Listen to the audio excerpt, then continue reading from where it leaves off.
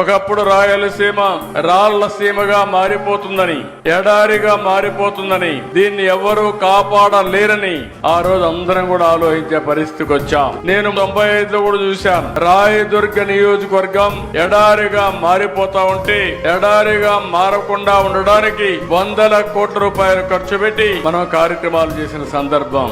అందుకే ఈ రోజు మీరు ఒక్క విషయం గుర్తుపెట్టుకోవాలి. ఈ రాయలసీమ చరిత్ర తిరగ రాయగలుగుతామని ఆలోచించిన ఒకే ఒక వ్యక్తి నందమూరి తారక రామారావు గారు.